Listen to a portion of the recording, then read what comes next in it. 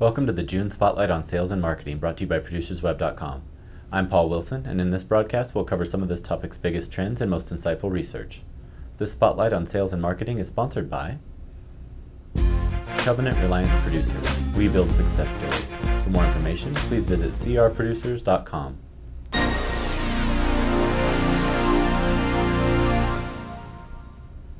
A recent study reveals that insurance chief executives believe that creativity is more important than rigor, management discipline, integrity, and vision in a company's ability to remain competitive and successful.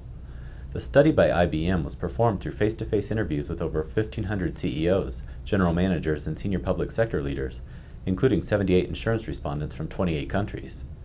68% of respondents expect the level of complexity within the industry to increase significantly over the next 5 years, but only 53% feel they know how to deal with it successfully.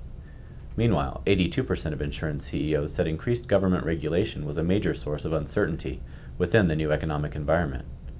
Strategies to help overcome complexity and yield competitive advantages include the redesign of operational models for ultimate speed and flexibility, as well as taking advantage of global efficiencies while addressing local needs.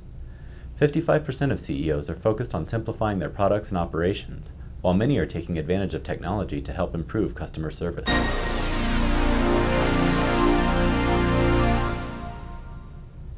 The National Bankers Association, or NBA, recently sent a letter to Treasury Secretary Geithner requesting that the Obama administration oppose inclusion of interchange regulations as part of any final reform package.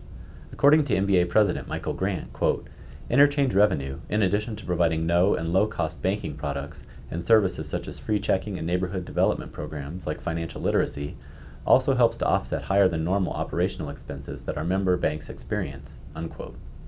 The letter quoted both Hispanic and African American bankers, suggesting that, if interchange regulation is adopted, these banks will lose a valuable source of revenue needed to continue providing goods and services to the economically distressed communities that they serve. The letter concluded by reminding the Secretary that interchange was not part of the cause of the financial crisis and is not a consumer product or service issue, but instead a business-to-business issue.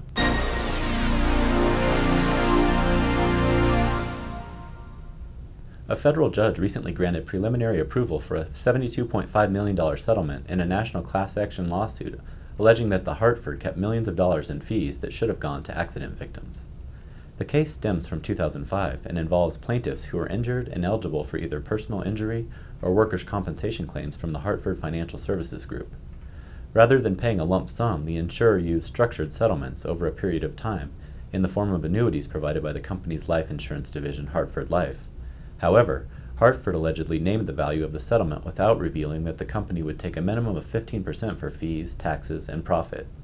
According to Thomas Hambrick, the Hartford spokesman, quote, "We are confident that every claimant received the amount that was specified in the structured settlement agreements and are settling to avoid the uncertainties and costs of continued litigation," unquote.